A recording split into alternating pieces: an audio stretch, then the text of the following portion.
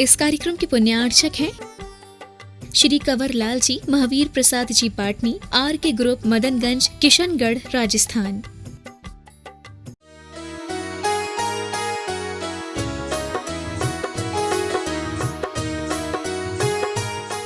इस वर्धमान स्तोत्र काव्य के माध्यम से प्रतिदिन आप इन काव्यों का संक्षिप्त रूप में अर्थ समझ पा रहे हैं। अष्ट प्रातिहार्यों का वर्णन प्रारंभ हो चुका था, जिसमें छत्र प्रातिहार्य, सिंहासन प्रातिहार्य और चमर प्रातिहार्यों का वर्णन किया गया था और यह भी कहा था कि जो ये प्रातिहार्य प्रकट होते हैं, यह सब किसी न किसी कसाई के अभाव में हमें वैभव के रूप में भगवान के आगे पीछे दिखाई देते हैं। इसी क्रम में एक प्रातिहार्य है जिसका नाम कहलाता है भामंडल प्रातिहार्य। क्या बोलते हैं? देखते हैं कि यह किस कसाई के अभाव से प्रकट होता है और ये भामंडल क्यों बनता है, कैसे बनता है। अस्मिन् भवे भविनिरोष विभाव भाजी चैतन्यवत्यपि मुखं न बिभर्ति तेजः भामण्डलं हि परितो तव भासमानं यद्वीरवक्ति भविसप्त भवानुगाथाम्।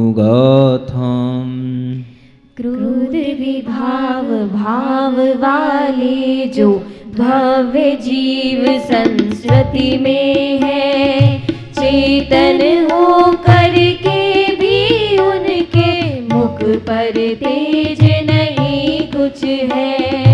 वीर प्रभु तब मुख मंडल का तेज बताता भामंडल, भव्य जनों के सप्त भवों की गाथा गाता है प्रतिपल। कहा जा रहा है कि जो जीवों के अंदर क्रोध कषाय रहती है, यह क्रोध कषाय ही एक ऐसा विभाव भाव है जिसके कारण से हमारी मुख के ऊपर एक आभा मंडल बनता है। वह आभा मंडल की एनर्जी बिगड़ जाती है। हर किसी का एक अपना आभा मंडल होता है।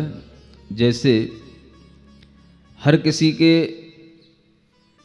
उंगलियों का, अंगूठों का एक प्रिंट लिया जाता है, वो अपना अपना अलग होता है। ऐसे ही हर किसी का अपना अपना एक आभा मंडल होता है और ये आभा मंडल डिपेंड करता है हमारे भीतरी भावों पर, हमारे विचारों पर।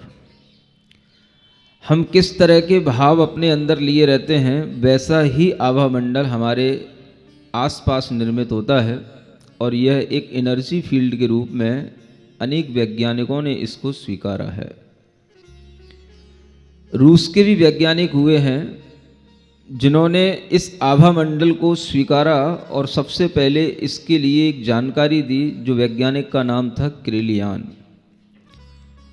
और उसने सबसे पहले ये बात बताई कि हर व्यक्ति के आसपास एक विद्युत मंडल होता है। उसने इस आभा मंडल को एक विद्युत मंडल के रूप में बताया और उसी के माध्यम से उसने एक फोटोग्राफी तैयार की जिसे हाई फ्रीक्वेंसी फोटोग्राफी कहा गया।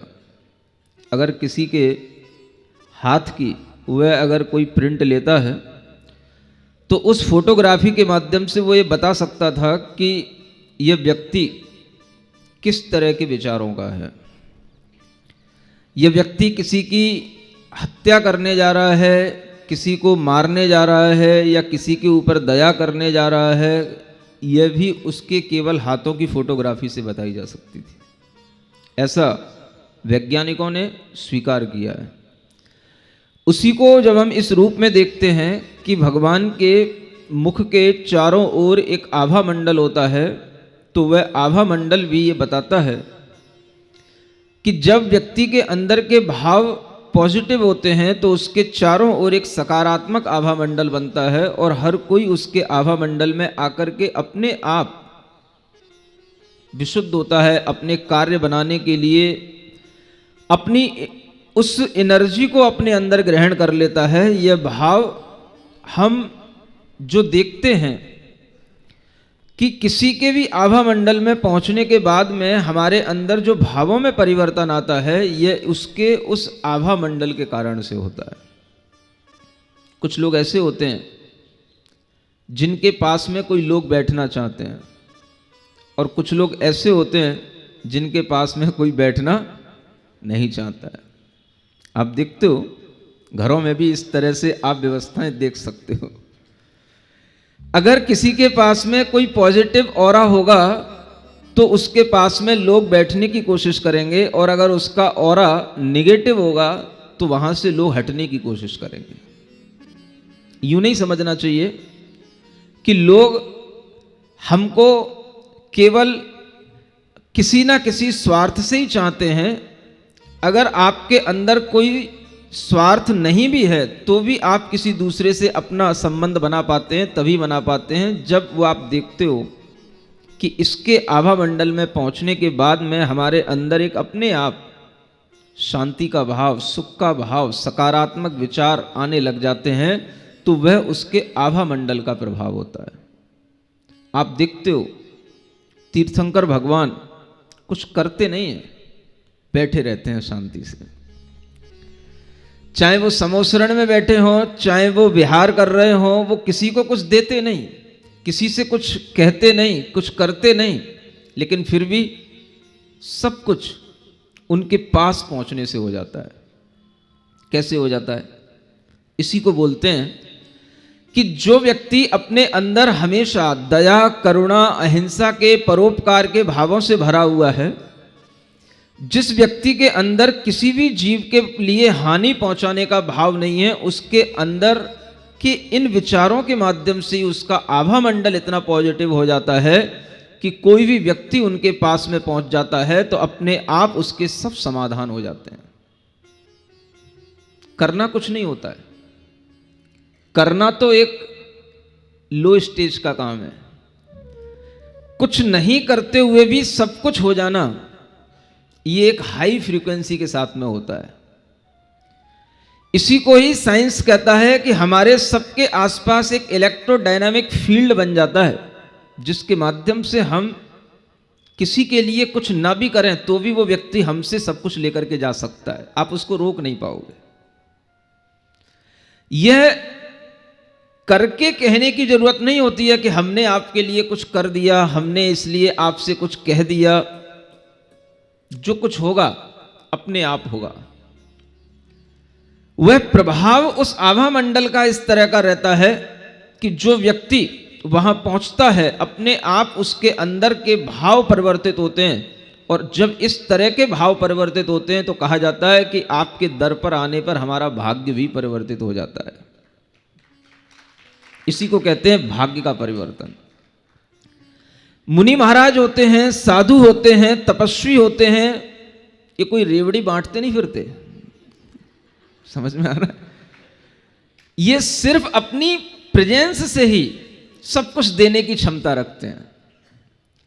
इन्हें कहना नहीं पड़ता कि मेरी कृपा बरस रही है इसलिए आ जाओ, ले जाओ। उनकी कृपा में, उनके उस फील्ड में जो आएगा वो उससे लाभान्वित होगा। और ये डिपेंड करता है, हर साधु का अपना एक ऑरा होता है, अपना एक इलेक्ट्रोडायनामिक फील्ड होता है, और उसी के माध्यम से जो भी जीव वहां पहुंचते हैं उन सब के लिए अपने आप वरदान ही मिलता है, अभिशाप किसी को नहीं दिया जाता है। क्योंकि दिगंबर जैन साधु कभी किसी को अभिशाप नहीं देता। उसके आसपास के उस एनर्जी फील्ड के कारण से ही व्यक्ति अपने आप अपनी मनो इच्छाओं को पूर्ण कर लेता है। आरोप आता है कि यह आपने कर दिया। भक्ति में भक्त आकर के क्या कहता है कि यह आपने कर दिया। कर कुछ नहीं दिया, करने के भाव में तो आप ही थे, करना तो आप ही को था, बस आप उस प्रभाव में आए और उसके माध्यम से आपके अंदर जो पॉजिटिविटी आई, आपका काम हो गया। यह आपकी भक्ति है कि आप आकर के आरोपित करते हैं कि हमें प्रभु की कृपा से, गुरु की कृपा से ये उपलब्ध हो गया, लेकिन होता उनके बस प्रभाव मात्र से है। हम जब इस प्रकार का भाव समझने लग जाते हैं तब हम अनेक प्रकार की मिथ्या धारणाओं से बच पाते हैं। और इसीलिए यह वर्धमान महावीर भगवान का जब हम आभा मंडल देखते हैं तो इनका आभा मंडल तो बहुत ही ज्यादा आश्चर्यचकित करने वाला है। क्या लिखा है?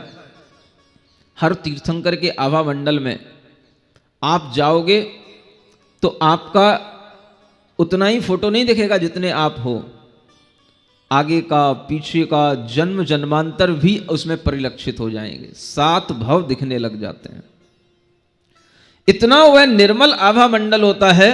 और इस बात की जानकारी जब हमें साइंस के माध्यम से भी मिलती है तो हमें ज्ञात होता है कि इस तरह के आभा मंडल हमारे अपने ही साधना, अपने ही विचार, अपने ही भावों से बनते हैं।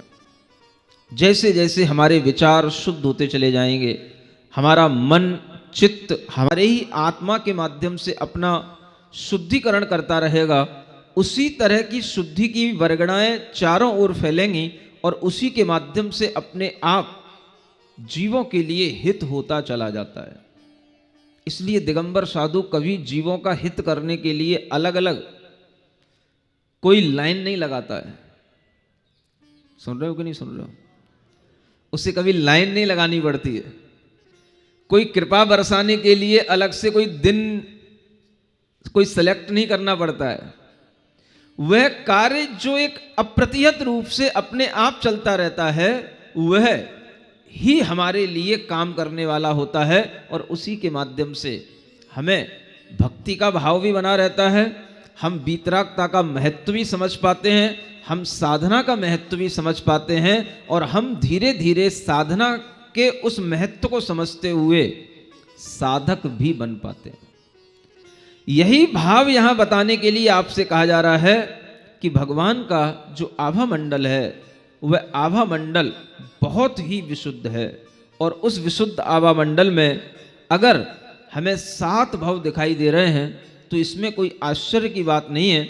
हर किसी का एक अपना जो आभा मंडल है उसके माध्यम से भी आप ये समझ सकते हो कि आपके आसपास के लोग आपके विचारों से कितने जुड़ते हैं और कितने प्रभावित होते हैं। यहां लिखा है जितना आपके अंदर प्रतिशोध होगा, क्रोध होगा, उतना ही आपका आभा मंडल नेगेटिव हो जाएगा।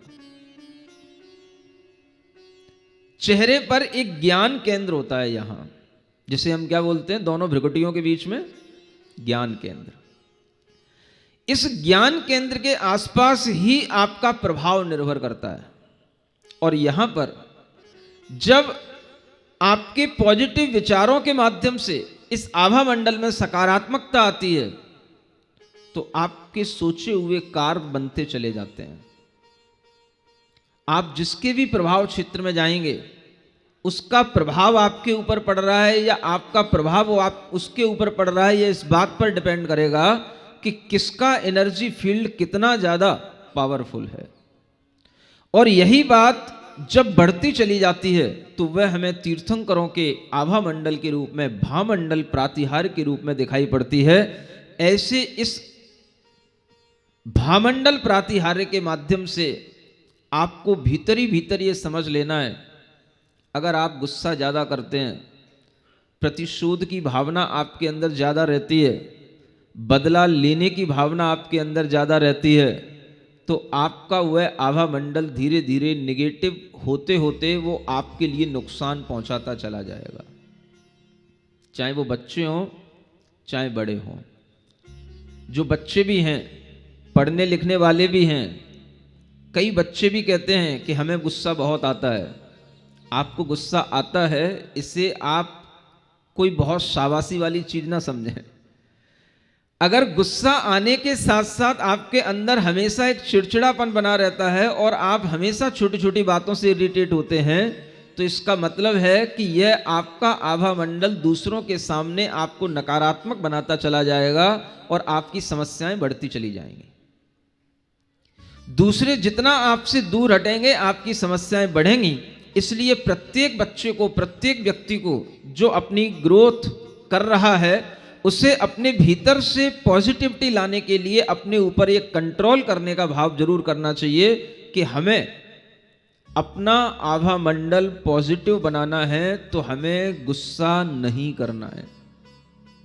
भगवान के सामने जाते हैं तो भगवान को देख कर के भी अपने मन में विचार लाना है कि हे भगवान, आपका भामंडल प्रातिहार्य आपके साथ सुशोभित हो रहा है, तो हम भी ये भाव करते हैं कि आपके उस भामंडल को देख करके हम भी अपना आभा मंडल ऐसा बनाएं कि हम आपकी तरह बिल्कुल शांत और सौम्य स्वभाव के बने। जैसे जैसे आपके अंदर का वह क्रोध ठंडा होता जाएगा, आपके अंदर किसी से बदले की भावना, चिड़चिड़े की भावना नहीं होगी, आप भीतर से शांत होते चले जाएंगे, लोग आपको पसंद करने लगेंगे। आज के बच्चों की सबसे ज़्यादा चिंता है, लोग हमें पसंद करते हैं कि नहीं। लोग उन्हीं को पसंद करते हैं जिनका आभा मंडल पॉजिटिव होता है, और आभा मंडल पॉजिटिव बनता है भीतर के दया, करुणा, प्रेम के भावों से। क्रोध आदि के भावों से वो आभा मंडल नेगेटिव हो जाता है। फिर आप अपनी वीडियो चाहे इंस्टा पे डालो, चाहे यूट्यूब पे डालो, कोई उनको लाइक करने वाले जब नहीं मिलेंगे तो आपको इरिटेशन और बढ़ सकता है। इसलिए अपनी लाइकनेस दूसरों पर डिपेंड मत करो, खुद अपनी लाइकनेस खुद अपने अंदर से बढ़ाओ, ताकि हम खुद पहले अच्छे बनेंगे तो दूसरे लोग भी हमको पसंद करेंगे। समझ में आती हैं बातें आपको? इसका मतलब ओम ह्रीम। और आपको अपना भावमंडल अच्छा बनाना है तो इस तरह के भावमंडल के साथ जो तीर्थंकर विराजमान है उनको ध्यान करते हुए इस तरह का मंत्र जाप करो, क्रोध को दूर करने के लिए। ठीक है? ओम ह्रीम भावमंडल प्रातिहार्य सहिताय क्लीं महाबीजाक्षर सहिताय वर्धमान महावीर जिनाय नमः। ओम ह्रीं भामंडल प्रातिहार्य सहिताय क्लीं महाबीजाक्षर सहिताय वर्धमान महावीर जिनाय नमः। ओम ह्रीं भामंडल प्रातिहार्य सहिताय क्लीं महाबीजाक्षर सहिताय वर्धमान महावीर जिनाय नमः। ओम ह्रीं भामंडल प्रातिहार्य सहिताय क्लीं महाबीजाक्षर सहिताय वर्धमान महावीर जिनाय नमः। ओम ह्रीं भामंडल प्रातिहार्य सहिताय क्लीं महाबीजाक्षर सहिताय वर्धमान महावीर जिनाय नमः। ओम ह्रीं भामंडल प्रातिहार्य सहिताय क्लीं महाबीजाक्षर सहिताय वर्धमान महावीर जिनाय नमः। ओम ह्रीं भामंडल प्रातिहार्य सहिताय क्लीं महाबीजाक्षर सहिताय वर्धमान महावीर जिनाय नमः। ओम ह्रीं भामंडल प्रातिहार्य सहिताय क्लीं महाबीजाक्षर सहिताय वर्धमान महावीर जिनाय नमः। ओम ह्रीं वामंडल प्रातिहार्य सहिताय क्लीं महाबीजाक्षर सहिताय वर्धमान महावीर जिनाय नमः। क्षेत्रं विभो त्रिभुवनेश जिनेश वीर न्यूने त्वयि द्रुतविहास्य रतेन देव दिव्यध्वनिं तदपि कर्णयितुं तु भव्या आयान्ति ते रतिवशादनुयन्ति हास्यम्। तीन लोक के हो ईश्वर तुम जिनेश तुम वीर विभु। हास नहीं है रति नहीं है तब चेतन में अहो प्रभु। फिर भी दिव्य ध्वनि को सुनकर भव्य जीव रति भाव धरे। तत्व ज्ञान पी पी कर मानो हो प्रसन्न मन हास करे। क्रोध कसाय के अभाव में भामंडल प्रातिहार्य, मान कसाय के अभाव में बोलो छत्रत्रय प्रातिहार, माया कसाय के अभाव में चामर प्रातिहार और लोभ कसाय के अभाव में सिंहासन प्रातिहार। ये चार प्रातिहार्यों के वर्णन चार कसायों के अभाव में हुए। आगे हमारे सामने 9 कसाएं होती हैं, जो संख्या में भी 9 होती हैं और कहने में 9 कसाय आती हैं ना। तो नो कसाय का मतलब है थोड़ी कसाय, हल्की कसाय। जो क्रोध मान माया लोभ होते हैं ये बड़ी कसाय होती हैं, और इन्हीं की सहयोगी हल्की कसाएं भी हमारे अंदर पड़ी रहती हैं, जिनमें कुछ जोड़े होते हैं। हास्य और रति ये 9 कषाय कहलाते हैं। ये एक जोड़े के रूप में हर किसी आत्मा में होते हैं। जोड़े का मतलब जहाँ हास्य होगा वहाँ रति होगी, जहाँ रति होगी वहाँ हास्य होगा। मतलब क्या हुआ, अगर आपको किसी भी चीज़ में रति है तो हास्य आएगा, किसी भी चीज़ में हास्य आ रहा है तो उसमें रति होगी। ये आप मान के चलना। दोनों चीज़ें कैसे चलती हैं, एक साथ जोड़े के रूप में। जब हम भगवान के प्रातिहार्यों को देखते हैं तो हमें समझ में आता है कि हास्य और रति का भगवान के अंदर तो कोई काम नहीं बचा, लेकिन भगवान के आसपास के जो जीव हैं वो बड़े प्रसन्न रहते हैं। रति भाव के कारण से भगवान के पास ही बैठे रहते हैं, भगवान की वाणी सुनने को लालायित रहते हैं। 21 भाव के कारण से भगवान के अंदर तो किसी से रति भाव है नहीं, लेकिन उनके सामने असंख्यात जीव बैठे हैं और वह केवल इस भाव से बैठे कि बस भगवान बोलेंगे हमको सुख मिलेगा, हम सुनेंगे। इतना रति भाव भगवान की दिव्य ध्वनि के प्रति उत्पन्न होता है। तो इससे हमको समझ में आया कि भगवान की दिव्य ध्वनि में ये आकर्षण, दूसरों को सुख देने का, रति भाव उत्पन्न करने का इसीलिए पैदा हुआ कि भगवान के अंदर की सारी हास्य और रति कसाय का अभाव हो गया और वो बाहर दिव्य ध्वनि के माध्यम से हमें इस रूप में दिखाई दे रहा है। यह हास्य और रति 9 कसाय के अभाव में दिव्य ध्वनि नाम का प्रातिहार्य प्रकट हुआ, जिसके माध्यम से लोग दिव्य ध्वनि सुनने में रति भाव धारण करते हैं और सुन करके भगवान को देख करके हास्य भाव से भर जाते हैं, यानी प्रसन्नता के भाव से भर जाते हैं। ऐसी ये भगवान की दिव्य ध्वनि का प्रभाव हमें भगवान के अंदर की 9 कषायों के अभाव से दिखाई देता है। ओम ह्रीम दिव्य ध्वनि प्रातिहार्य युक्ताय क्लीं महाबीजाक्षर सहिताय वर्धमान महावीरजनाय नमः। ओम ह्रीं दिव्य ध्वनि प्रातिहार्य युक्ताय क्लीं महाबीजाक्षर सहिताय वर्धमान महावीरजनाय नमः। ओम ह्रीं दिव्य ध्वनि प्रातिहार्य युक्ताय क्लीं महाबीजाक्षर सहिताय वर्धमान महावीरजनाय नमः। ओम ह्रीं दिव्य ध्वनि प्रातिहार्य युक्ताय क्लीं महाबीजाक्षर सहिताय वर्धमान महावीरजनाय नमः। ओम ह्रीं दिव्य ध्वनि प्रातिहार्य युक्ताय क्लीं महाबीजाक्षर सहिताय वर्धमान महावीरजनाय नमः। ओम ह्रीं दिव्य ध्वनि प्रातिहार्य युक्ताय क्लीं महाबीजाक्षर सहिताय वर्धमान महावीरजनाय नमः। ओम ह्रीं दिव्य ध्वनि प्रातिहार्य युक्ताय क्लीं महाबीजाक्षर सहिताय वर्धमान महावीरजनाय नमः। ओम ह्रीं दिव्य ध्वनि प्रातिहार्य युक्ताय क्लीं महाबीजाक्षर सहिताय वर्धमान महावीरजनाय नमः। ओम ह्रीं दिव्य ध्वनि प्रातिहार्य युक्ताय क्लीं महाबीजाक्षर सहिताय वर्धमान महावीरजनाय नमः।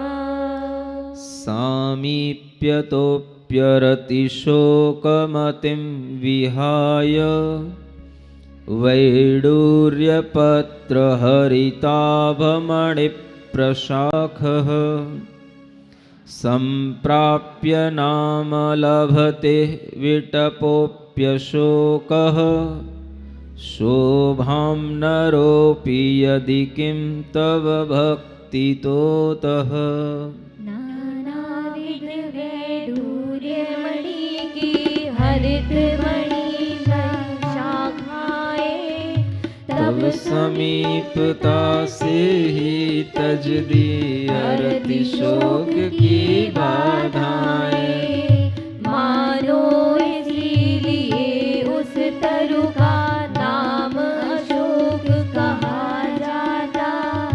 क्या आश्चर्य आप भक्ति से यदि मनुष्य शोभा पाता।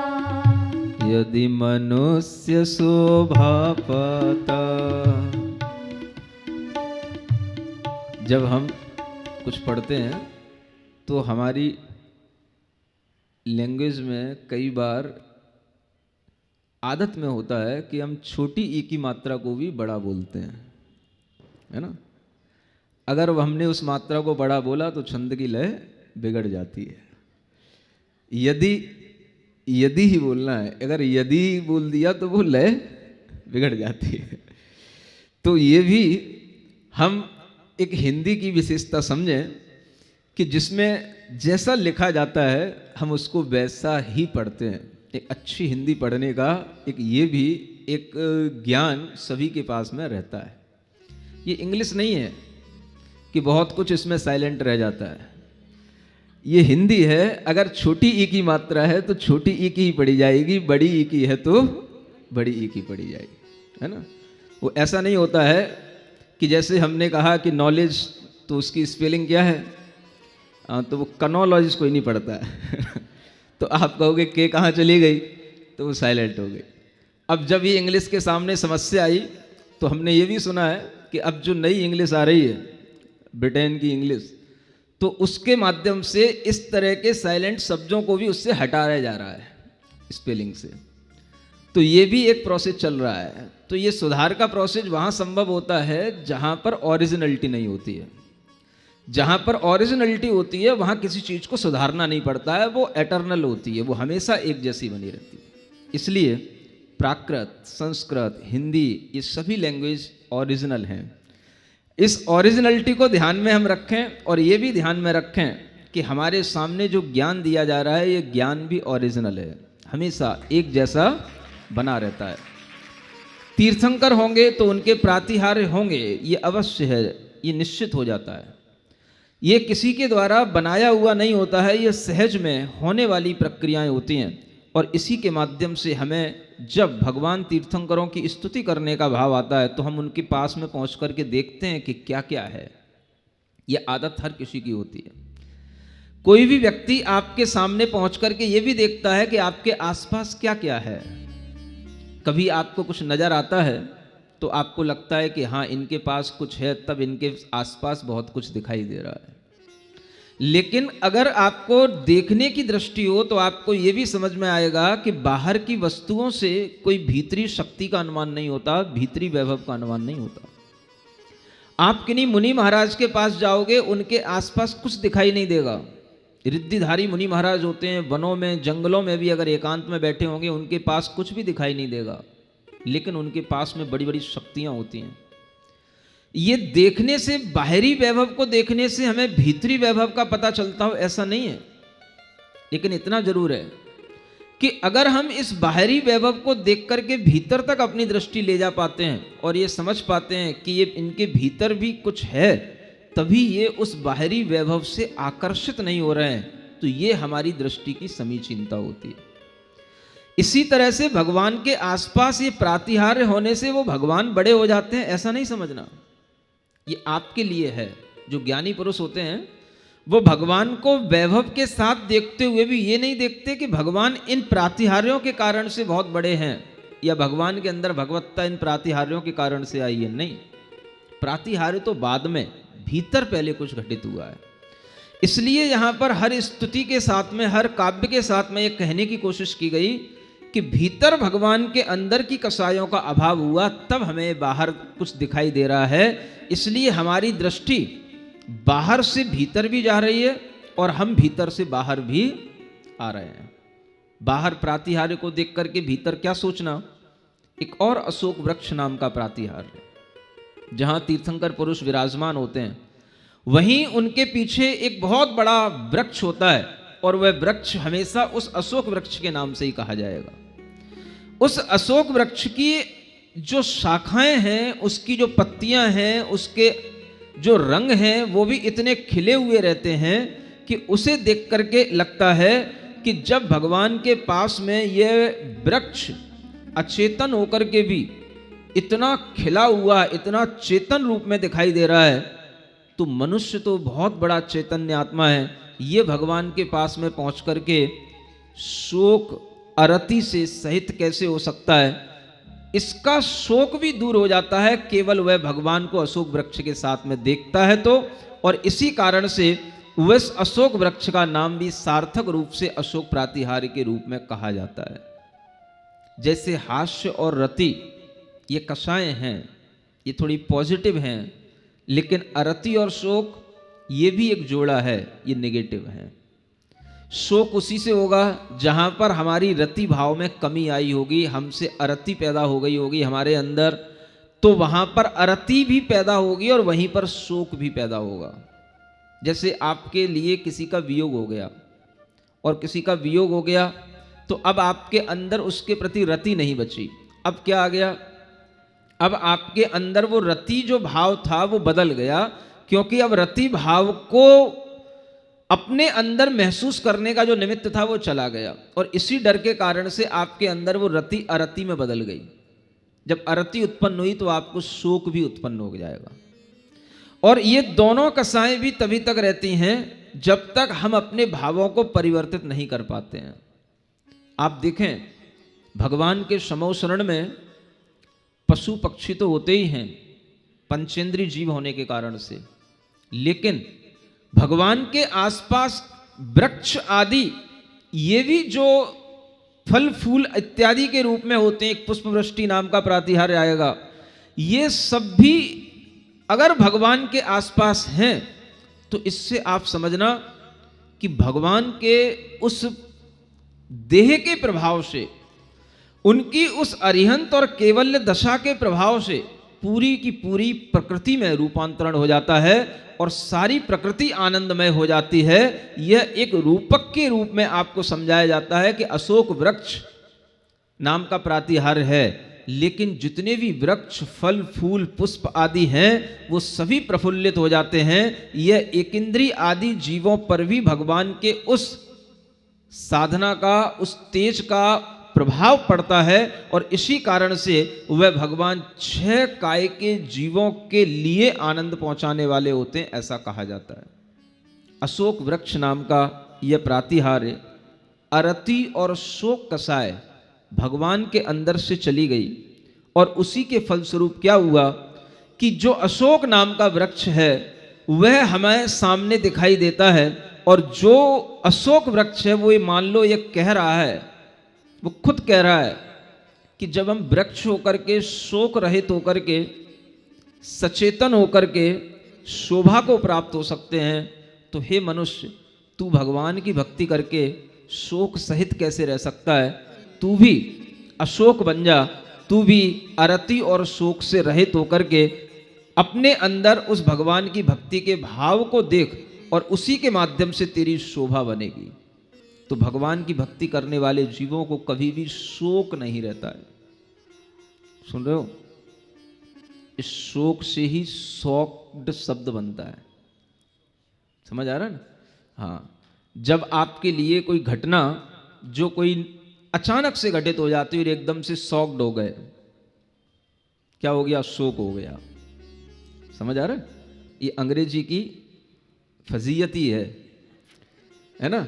हाँ, अगर ढंग से कोई हिंदी और अंग्रेजी दोनों को जानने वाला हो तो अगर आप इस तरह से अपने लिए किसी भी प्रकार के भावों से शॉक्ड हो गए, शौक हो गया आपके अंदर, शोक हो गया, लेकिन अगर आपको भगवान की भक्ति का शौक है, क्या समझ में आ रहा है? अगर आपको भगवान की भक्ति का शौक है तो फिर आपके लिए कोई भी शोक शॉक्ड नहीं कर पाएगा, आप हमेशा खुश रहेंगे। ये पहचान है कि हमारे अंदर भगवान की भक्ति भीतर से है कि ऊपर से है। अरे जब भगवान की भक्ति में डूबे हैं तो बाहर कुछ भी घटित हो जाए, लेकिन हमें अपने भगवान की भक्ति करना नहीं छोड़ना चाहिए। इसी का नाम ये भक्ति की साधना कही जाती है। आप लोग समझते नहीं हो, आप लोग हमेशा अपने स्वार्थों के कारण से बस महाराज कौन सा स्तोत्र पढ़ लें, कौन सा काव्य पढ़ लें जिससे हमारे दुख दूर हो जाए। ऐसे दुख दूर नहीं होते हैं। जब तक आप डूबने की कोशिश नहीं करोगे भक्ति में, जब तक आप भगवान की शरण में पहुंच करके भगवान के माध्यम से अपने अंदर उस अनुराग को प्रकट नहीं करोगे, तब तक आपकी उस भक्ति की भावना का प्रभाव आपके जीवन में घटित नहीं होगा। और जो होगा वो ऊपर ऊपर होगा, वो स्थायी नहीं होगा। एक स्थायी भक्ति का भाव एक साधना के रूप में आता है। हमने कई अजैन लोगों को देखा है जो ऐसे साधु होते हैं जो केवल एक नाम साधना करते हैं। जब हम आचार्य श्री के साथ में अमरकंटक में थे तो वहां पर अजैन साधु आया करते थे, तो उसमें एक साधु था, वो केवल नाम साधना करता था और वो केवल बस नाम लेता था, राम राम राम राम राम राम राम राम राम राम। समझ आ रहा है? उससे कोई बात की जाएगी, बस उतनी देर वो बोलेगा। अगर मान लो उसे कुछ किसी से कहना है तो बस उतनी देर बोला और बात पूरी हो गई, राम राम राम राम राम राम शुरू हो गया। समझ आ रहा है? आपने उससे कुछ पूछा, भाई कब से साधना चल रही है, क्या चल रहा है, तो वो कहेगा हाँ हमें 10 वर्ष हो गए साधना करते हुए, राम राम राम राम राम राम। आपका नाम क्या है, नाम बता देगा, फिर शुरू हो जाएगा राम राम राम राम राम राम। समझ आ रहा है? ये एक साधना है। अगर हम भक्ति की साधना में डूबने चाहते हैं तो हमें ऐसे ही अपने समय को, अपनी एनर्जी को उस भक्ति में लगाना पड़ता है। ऐसा नहीं कि बस महाराज अब 64 काव्य पढ़ने का तो टाइम है ही नहीं है तो एक ही काव्य पढ़ लूँ, अब एक भी कैसे पढ़ लूँ, तो एक भी 21 बार पढ़ने को आपने कहा है तो 21 मिनट तो चाहिए, अब वो कहाँ से लाऊं। ठीक है, ट्रैवलिंग कर रहा हूँगा, गाड़ी ड्राइव कर रहा हूँगा तो कहीं भी अपने गाड़ी में लगा दूंगा और एक बार जो है सुन करके फिर उसी को 21 बार रिपीट करता रहूँगा। हाँ, ऐसे क्या भक्ति होगी? अगर आपको भक्ति करने में डूबना नहीं आता तो उस भक्ति का फल भी प्राप्त नहीं होता। कुछ भी हो जाए, माँ मर गई, पिता का कुछ हो गया, भाई चला गया, अरे हो गया, लेकिन भगवान की भक्ति नहीं छोड़ना। ऐसा भाव आ सकता कभी? इसको कहेंगे भक्ति में लीनता। तब जाकर के कोई भी ऐसा दुख नहीं होगा जो आपको शॉक्ड कर जाए, आपका हार्ट अटैक कर जाए, क्योंकि आप कहां डूबे हो? भगवान की भक्ति में। ऐसा करूंगा तो महाराज लोग पागल कहेंगे, तो चाहे आप भगवान की भक्ति में पागल होने का एक खिताब जीत लो, या फिर लोगों के दुख में दुखी होकर के, शोकाकुल होकर के अपने हार्ट फेल करते रहो। चॉइस आपके ऊपर है। समझ आ रहा है? आप अपने आप की सेफ्टी खुद बना करके रखो कि हम अगर इस तरह से भगवान की भक्ति करेंगे तो हमारे अंदर वह पावर आएगी जो हमें इस तरह के शोकों से दूर करने की शक्ति प्रदान करेगी। तो जब भी भगवान की भक्ति करें, शोक, व्याधियां, दुख सब दूर रख दें और फिर भगवान की भक्ति में लीन हो, तो वह हमारे लिए भगवान की भक्ति कुछ काम की होती है।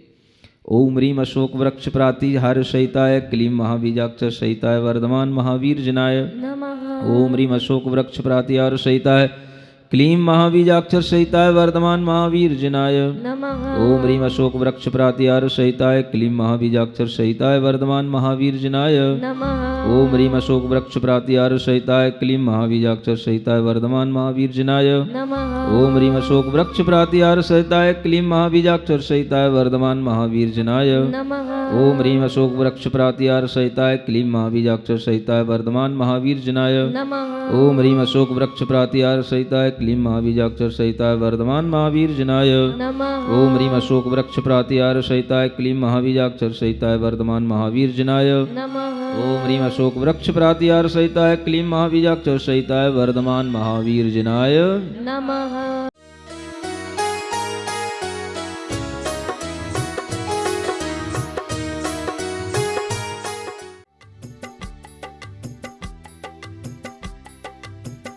इस कार्यक्रम के पुण्यार्चक थे श्री कंवर लाल जी, महावीर प्रसाद जी पाटनी, आर के ग्रुप, मदनगंज, किशनगढ़, राजस्थान।